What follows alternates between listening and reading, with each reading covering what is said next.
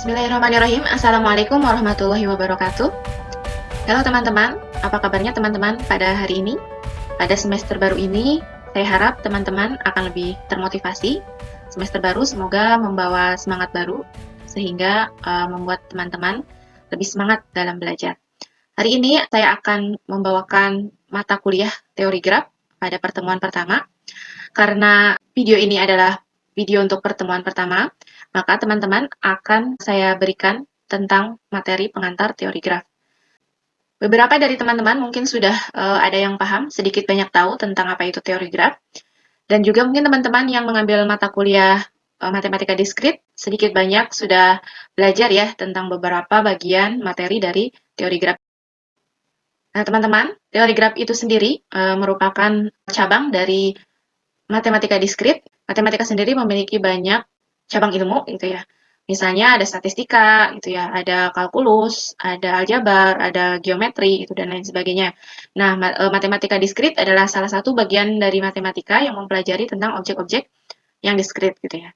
Nah, untuk teori graf sendiri, teori graf adalah subbagian juga dari matematika diskrit, berarti tentunya tadi ya, karena dia cabang dari matematika diskrit, maka teori graf juga mempelajari objek-objek yang diskrit gitu ya. Selanjutnya, apa itu teori graf itu sendiri gitu ya. Teori graf itu adalah ilmu yang mempelajari tentang representasi objek. Nah, tentunya objeknya tadi ya, diskrit. Hubungannya, kemudian sifatnya, dan aplikasinya dalam penyelesaian masalah. Seperti itu ya. Nah, teman-teman, aplikasi-aplikasi teori graf itu sendiri sangat banyak gitu ya, dan sangat menarik untuk dipelajari gitu ya. Kalau teman-teman mungkin saya tanya itu satu persatu tentang bagaimana persepsi teman-teman tentang dunia kita saat ini gitu ya. Maka teman-teman sebagian besar akan menjawab bahwa saat ini kehidupan masyarakat kita sudah sangat modern gitu ya, di mana semua hal itu sangat terhubung atau connecting gitu ya. Nah, mungkin connecting-nya itu dalam segi apa gitu ya, dalam berbagai hal. Jadi objek-objeknya, misalnya dulu tempat-tempat gitu ya, tidak saling apa namanya berhubungan sehingga akses dari satu tempat ke tempat yang lain itu akan sangat sulit gitu ya. Namun sekarang tempat-tempat itu sudah saling terhubung, akses sangat mudah gitu sehingga kita akan mudah berjalan dari satu titik ke titik yang lain gitu ya, atau mendistribusikan barang dan lain sebagainya. Selanjutnya juga bukan hanya masalah objek yang real gitu ya, atau yang secara fisik ya, berhubungan gitu ya, seperti kota tadi, seperti tempat gitu ya. Namun juga objek-objek yang tidak real gitu ya, di dunia maya gitu ya, teman-teman juga terhubung dengan teman-teman yang lain misalnya ya, dengan keluarga yang lain, dengan perantaraan sosial media misalnya seperti itu ya. Kemudian juga akun-akun teman-teman terhubung gitu ya. Jadi semuanya sudah terintegrasi sekarang. Hubungan-hubungan tersebut direpresentasikan dalam bentuk network ya atau jaringan gitu ya. Adalah salah satu aplikasi-aplikasi dalam teori graf sehingga di sana nanti juga teman-teman akan mempelajari berbagai sifat-sifatnya gitu ya. Network itu merupakan graf gitu. Apa itu graf? Nanti kita akan pelajari di dalam materi selanjutnya. Teman-teman, pokok pelajaran yang akan kita pelajari dalam satu semester ini adalah yang pertama, pengenalan tentang teori graf yang akan saya bawakan pada video kali ini. Kemudian terminologi graf, selanjutnya adalah graf Euler dan graf Hamilton. Kemudian digraf atau directed graph atau graf berarah ya dan subdigraf. Kemudian representasi matrik, kemudian struktur tree, kemudian counting tree, selanjutnya greedy algorithm atau algoritma greedy, kemudian algoritma path. Kemudian kita juga membicarakan tentang konektivitas dalam sebuah graf, kemudian planaritas, dan selanjutnya kita akan belajar tentang pewarnaan dan dekomposisi vertex dan edge gitu ya. Dan juga tidak lupa kita akan melakukan beberapa studi-studi kasus dalam aplikasi-aplikasi graf. Dan untuk referensi, teman-teman boleh mengambil referensi dari buku-buku ini ya, yang saya ambil. Juga ada terjemahan dari bukunya John M. Aldous yang sudah saya terjemahkan pada link berikut. Teman-teman boleh meng-downloadnya ya. Baiklah teman-teman, mari kita mulai untuk video pertama ya, pada pertemuan pertama yaitu pengantar teori graf. Pokok bahasan yang akan kita bahas pada pertemuan kali ini adalah aplikasi graf dalam berbagai permasalahan, kemudian apa itu graf, digraf, dan network ya. Walaupun ini baru perkenalan ya teman-teman, selanjutnya nanti akan diperkenalkan lebih dalam pada pertemuan-pertemuan selanjutnya. Kemudian klasifikasi masalah dan tentang pencarian solusi gitu ya. Baiklah teman-teman, untuk meninjau apa itu graf, untuk mengenal graf lebih lanjut, kita pertama akan meninjau beberapa masalah gitu ya. Permasalahan ini rank-nya atau bidangnya sangat sangat bervariasi. Ini menunjukkan bahwa grab itu sendiri gitu ya dapat diaplikasikan ke dalam berbagai macam bidang kehidupan. Yang pertama adalah bagaimana kita meninjau masalah pencarian rute. Seperti saya sudah sebutkan dari awal, pada saat ini tempat-tempat atau kota-kota sekarang sudah sangat terhubung gitu ya dan mudah sekali diakses gitu ya. Nah, salah satunya adalah dengan misalnya jalan raya ataupun jalur kereta api gitu ya. Ini adalah misalnya contoh-contoh jalur kereta api yang ada di Pulau Jawa gitu ya. Nah, teman-teman mungkin sudah banyak menggunakan kereta api ya dan teman-teman juga ketika menggunakan kereta api teman-teman mencari rute gitu ya antar stasiun. Nah, kalau misalnya teman-teman mau dari sini dari Purwokerto ke Jogja itu lewat rute mana saja gitu ya. Nah, juga kita membicarakan rute terbaik gitu ya. Jadi ketika misalnya terdapat beberapa rute, teman-teman pasti ingin memilih gitu mana rute terbaiknya. Rute terbaik ini definisinya berbeda-beda pada setiap orang gitu ya, karena kebutuhan setiap orang akan berbeda-beda ya teman-teman. Untuk pada sebagian orang mungkin yang namanya rute terbaik adalah rute yang paling cepat gitu ya. Pada sebagian orang mungkin rute terbaik inginnya yang tidak berganti-ganti kereta gitu, jadi yang langsung, jadi yang melewati sedikit stasiun. Ada juga yang rute terbaik mendefinisikannya adalah dengan misalnya yang minimum gitu ya biayanya, minimum biayanya. Jadi seperti itu ya. Jadi ketika kita membicarakan rute terbaik atau rute optimal, kita memiliki banyak definisi tergantung dengan masalah yang kita miliki gitu seperti itu ya. Nah, teman-teman, kita juga akan meninjau permasalahan yang lain misalnya yaitu permasalahan tentang ikatan kimia gitu ya.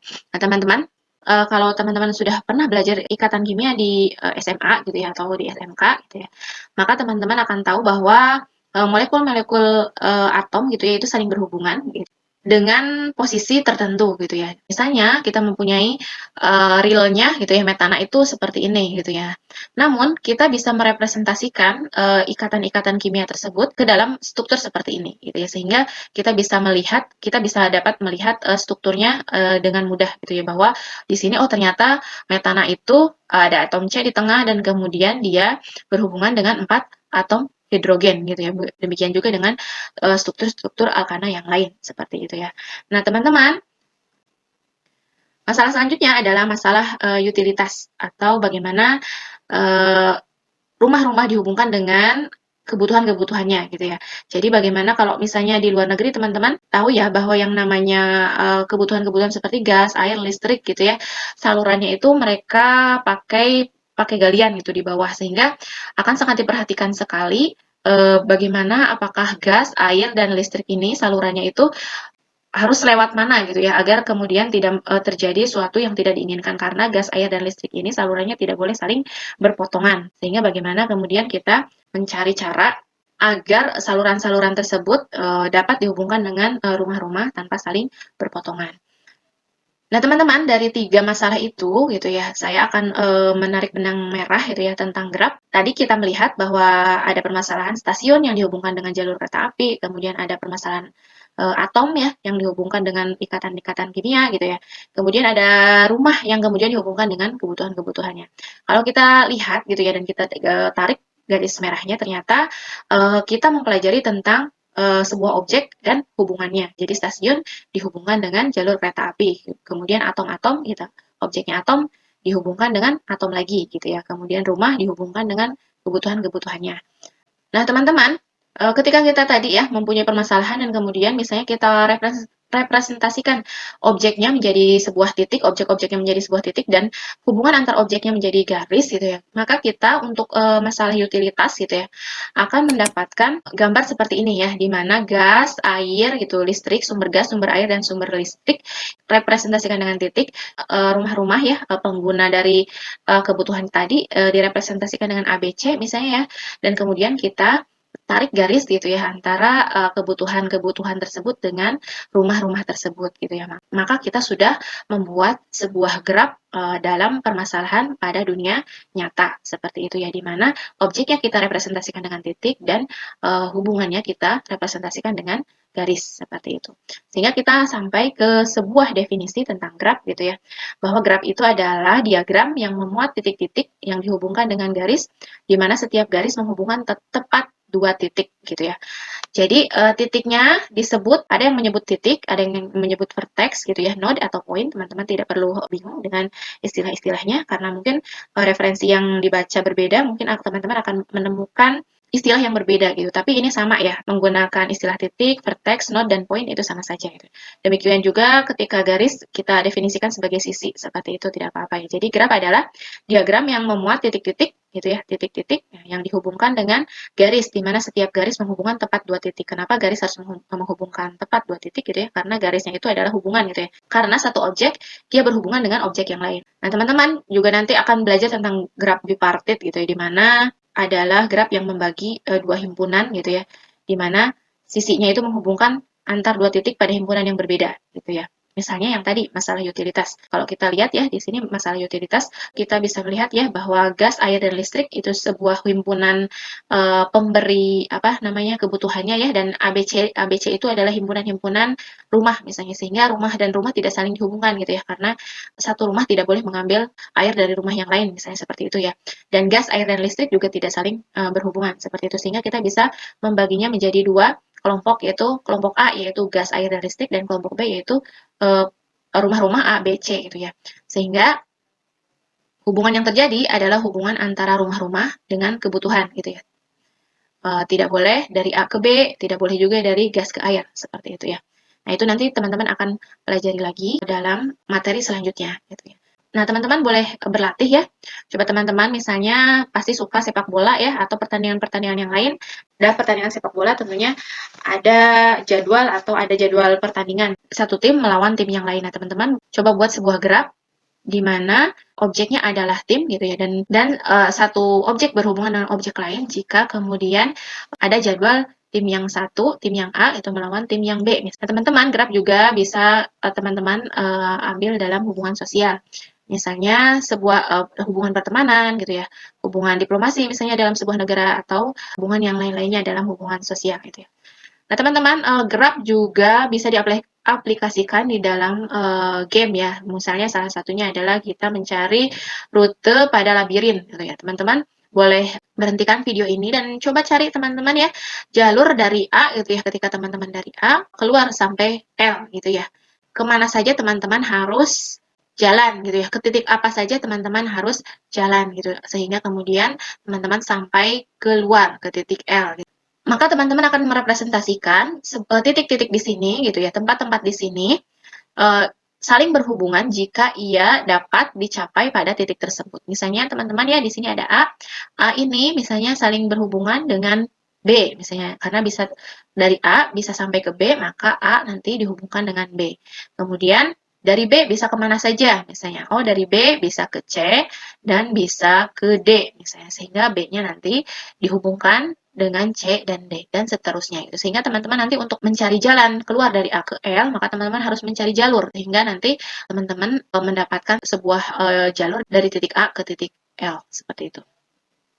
Nah, teman-teman, salah satu permasalahan yang sangat terkenal di dalam teori graf adalah masalah jembatan Koningsberg. Jika teman-teman membaca referensi-referensi graf, maka permasalahan jembatan Koningsberg ini adalah permasalahan pertama yang muncul dalam teori graf.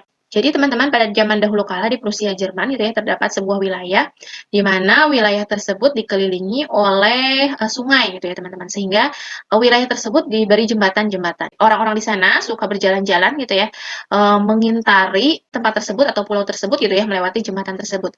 Nah, ada teka-teki gitu ya di antara para warga di sana gitu, bagaimana mereka bisa melewati jembatan-jembatan tersebut gitu ya tepat satu kali dan kembali ke titik semula gitu ya, karena tidak ada yang mampu gitu ya. Jadi mereka bertanya-tanya, coba siapa yang bisa melewati jembatan tersebut hanya satu kali saja nih dan kembali ke titik semula. Ternyata masalah tersebut sampai kepada telinga seorang matematikawan ya bernama Leonhard Euler. Sehingga Euler ini meneliti tentang permasalahan ini gitu, sehingga dia memperkenalkan sebuah teori ya yang sampai saat ini dikenal dengan yang namanya teori graf. Selanjutnya teman-teman, permasalahan lain adalah permasalahan di dalam bidang arsitektur misalnya. Nah, teman-teman, kalau kita tahu yang namanya kerangka besi ya, kerangka besi ini biasanya diberi penahan ya, di sini berbentuk lempengan sehingga menahan agar kerangka besi itu tidak rusak gitu ya, atau tidak bengkok seperti itu ya.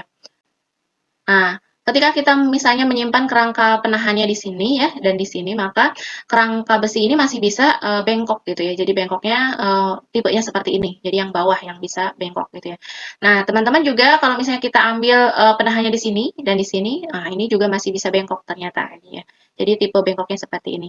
Nah, mau tidak mau untuk memperkuat kerangka besi maka 3 penahan harus dipakai gitu sehingga dia rigid gitu ya. Tidak walaupun yang satunya tidak dikasih penahan gitu ya, maka 3 di sini 3 penahan cukup. Nah, bagaimana kalau tadi misalnya hanya 4 ya, hanya 4 kolom. Nah, bagaimana kalau misalnya kolomnya bertambah gitu? Karena tentu saja ya permasalahan ini akan diaplikasikan kepada permasalahan-permasalahan yang skalanya lebih besar gitu ya, atau misalnya bangunan-bangunan yang tinggi seperti itu ya. Nah, teman-teman, bagaimana kita mencari formula gitu ya sehingga kita kemudian menempatkan penahan-penahan ini di tempat yang tepat gitu ya. Kenapa nggak semuanya saja, Bu? Oh iya, semuanya saja tentu saja menghasilkan, apa namanya, kerangka yang lebih rigid kayak gitu ya. Namun, demi apa namanya, efektivitas gitu ya, bagaimana kita bisa menempatkan, penahan-penahan ini di tempat yang tepat sehingga membuat kerangkanya kuat walaupun tidak semuanya diberi, penahan gitu ya. Bagaimana kita mengurangi biaya tanpa kemudian mengurangi kekuatan dari kerangka besi. Bagaimana cara mencarinya gitu ya, nanti kerangka ini nanti kita akan representasikan ke dalam bentuk graf gitu ya. Kemudian graf seperti apa dari framework yang rigid dan non rigid gitu, yang kuat dan yang tidak kuat seperti itu ya.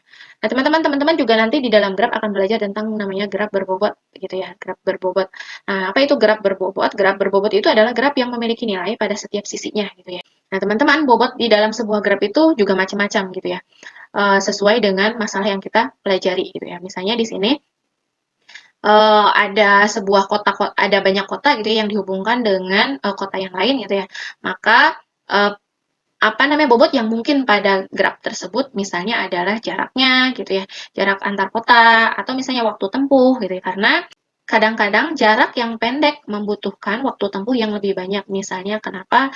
Karena misalnya masalah kondisi jalan, misalnya seperti itu, dan misalnya keamanan dan lain sebagainya, atau misalnya terlalu banyak lampu merah dan seterusnya ya teman-teman. Nah, salah satu bobotnya juga bisa kita persepsikan sebagai biaya. Jadi, biaya ketika melakukan perjalanan dari kota A ke kota B itu berapa gitu ya. Jadi, graf berbobot, nah dalam graf berbobot bobotnya bisa bermacam-macam gitu ya. Bukan hanya satu saja sesuai dengan apa namanya permasalahan yang kita hadapi. Nah, teman-teman, selanjutnya adalah masalah masalah traveling salesman problem atau perjalanan seorang salesman ya. Nah, teman-teman, kalau misalnya kita menjadi seorang sales, pasti kita akan mencari jalur ya bagaimana kita dapat mengunjungi kota atau tempat ya dan kembali ke tempat asal kita gitu ya dengan jarak tempuh yang minimal. Tentu saja kita akan mencari yang minimal karena untuk mengurangi atau meminimalisir biaya yang kita butuhkan. Ya, di sini misalnya teman-teman apa namanya ada di kota A kemudian akan berkeliling mengelilingi semua kota-kota tujuan misalnya B, C, D dan E. Di sini misalnya bobotnya adalah jarak tempuh misalnya seperti itu. Maka teman-teman harus mencari lewat mana saja ketika misalnya kan di sini ada banyak jalan ya untuk menuju apa namanya tempat atau kota-kota tersebut. Teman-teman harus memilih jalur manakah yang lebih optimal gitu ya sehingga teman-teman mengeluarkan biaya yang minimal seperti itu. Nah, selanjutnya teman-teman juga akan belajar tentang digraf atau graf berarah ya. Dalam graf berarah itu, grafnya itu mempunyai arah ya. Jadi garis yang menghubungkan dari A ke E gitu ya. Itu tidak sama dengan garis yang menghubungkan dengan E ke A. Kalau di dalam graf berarah berarti kan dia dua arah gitu. Kalau di dalam graf yang tidak berarah itu sama saja gitu ya. Nah, teman-teman, di dalam graf berarah ini, kalau tadi dihubungkan dengan edge gitu ya, kalau ini dihubungkan dengan busur seperti ini ya. Misalnya ini adalah lalu lintas, contohnya adalah lalu lintas satu arah gitu ya. Jadi dari A misalnya kita tidak boleh ke B secara langsung. Kalau dari A kita harus melewati E dulu, misalnya F dulu, kemudian ke C, baru ke B seperti itu ya. Nah, teman-teman seperti itu contoh dari graf berarah. Nah, teman-teman selanjutnya saya juga tadi sudah sedikit banyak menyinggung tentang network gitu ya. Nah, ini network didefinisikan secara formal adalah graf yang membawa informasi numerik gitu ya. Seperti tadi ya, dia mempunyai bobot gitu ya. Informasi numerik itu tergantung permasalahannya.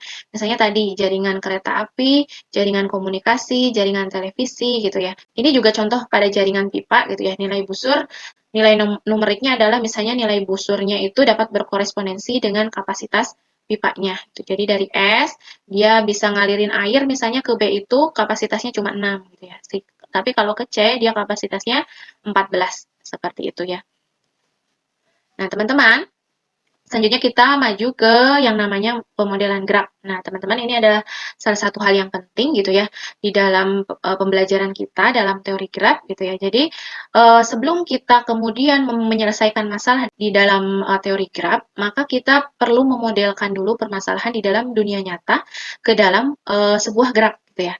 Jadi model itu adalah representasi sebuah permasalahan ke dalam graf. Seperti tadi gitu ya, contoh pemodelannya jaringan kereta api, stasiunnya kita representasikan dengan titik dan hubungannya kita representasikan dengan rel, terus mana saja kemudian stasiun-stasiun yang terhubung gitu ya, mana saja yang tidak terhubung. Kemudian di dalam tadi ya, di dalam kerangka besi tadi gitu ya, bagaimana kita merepresentasikan grafnya misalnya.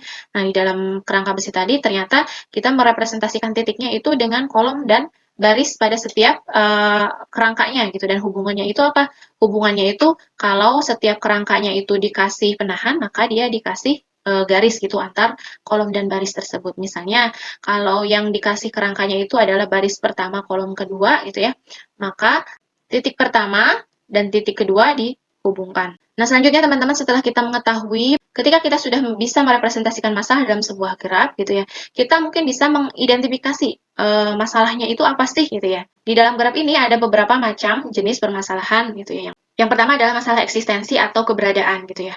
Nah, di dalam masalah eksistensi ini gitu ya, teman-teman akan bertanya tentang apakah ada, apakah mungkin gitu ya. Seperti tadi misalnya di dalam jalur kereta api misalnya apakah ada jalur antara kota A ke kota B gitu ya.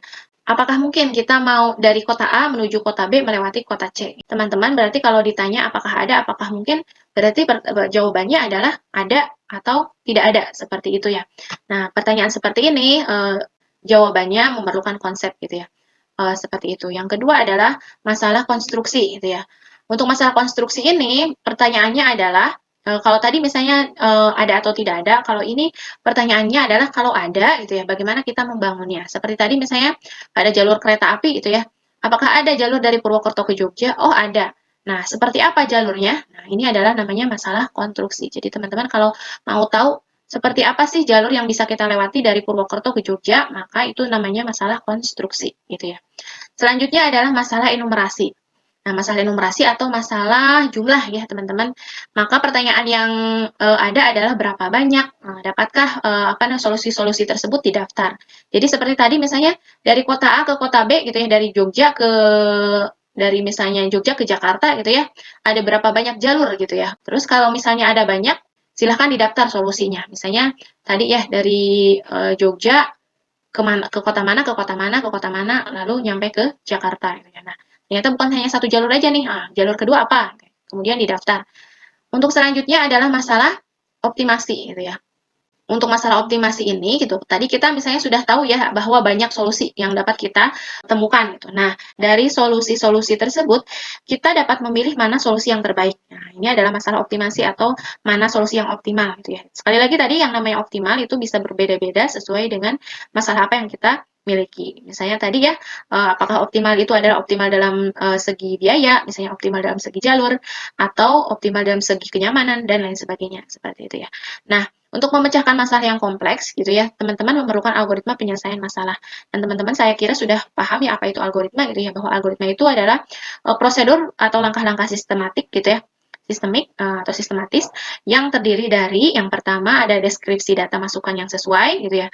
Kemudian ada instruksi yang terbatas dan terurut gitu ya, dan dilakukan satu persatu. Kemudian ada instruksi perhentiannya untuk mengidentifikasi bahwa prosedur itu sudah selesai. Kemudian tentu saja ada deskripsi dari data keluaran yang sesuai. Jadi ada input, ada prosesnya, kemudian ada perintah penghentiannya, dan juga ada keluarannya. Nah, teman-teman, dari masalah-masalah tadi gitu ya, pencarian solusinya itu gitu ada beberapa jenis. Yang pertama dengan jalan teori gitu ya. Jadi seperti tadi misalnya masalah-masalah eksistensi itu ya dapat dikerjakan dengan teori gitu ya. Jadi misalnya ada atau tidak ada solusinya, maka kita bisa jawab dengan misalnya mengidentifikasi tipe grafnya, mempelajari sifat grafnya, membuat dugaan dan membuktikannya gitu ya. Jadi pakai pembuktian misalnya seperti itu ya. Selanjutnya adalah dengan masalah praktis. Misalnya yang tadi ya, masalah konstruksi itu kita selesaikan dengan pencarian solusi yang praktis gitu. Jadi konstruksi objek dengan sifat-sifat graf yang ada gitu ya, atau dengan algoritma. Yang selanjutnya adalah kita selesaikan dengan heuristik. Metode heuristik ini adalah metode yang berdasarkan pengalaman dan intuisi gitu ya. Kalau tadi kita pakai algoritma biasa, kita akan dapat menentukan sebuah solusi gitu ya yang optimal. Maka pada algoritma heuristik gitu ya, dia belum tentu solusinya adalah solusi yang kita inginkan atau solusi yang paling optimal gitu ya. Namun kelebihan metode heuristik adalah dia cepat untuk permasalahan-permasalahan yang lebih kompleks. Nah, teman-teman, untuk pertemuan kali ini saya kira cukup sekiannya untuk pengenalan graf. Jadi, teman-teman sedikit banyak sekarang sudah paham atau sedikit banyak sudah ada gambaran tentang apa itu graf gitu ya. Teman-teman boleh berlatih dengan mencari contoh objek dan hubungannya gitu ya dalam masalah kehidupan sehari-hari. Kemudian teman-teman coba representasikan objek dan hubungannya itu dengan graf kayak gitu ya. Kemudian cari satu permasalahan berkaitan dengan graf yang sudah Anda buat. Misalnya teman-teman membuat sebuah jalur rute gitu ya, dari satu tempat ke tempat yang lain. Nah, teman-teman cari masalahnya yang berkaitan dengan graf tersebut apa gitu ya. Boleh masalah eksistensi, boleh masalah optimasi gitu ya, dan seterusnya. Nah, teman-teman juga untuk memperkaya wawasan teman-teman, cari jurnal atau paper ya tentang aplikasi teori graf, kemudian identifikasi masalah dan solusi yang dijelaskan pada paper tersebut. Oke teman-teman, untuk pertemuan kali ini cukup sekian. Mudah-mudahan ada manfaatnya. Saya tutup. Assalamualaikum warahmatullahi wabarakatuh.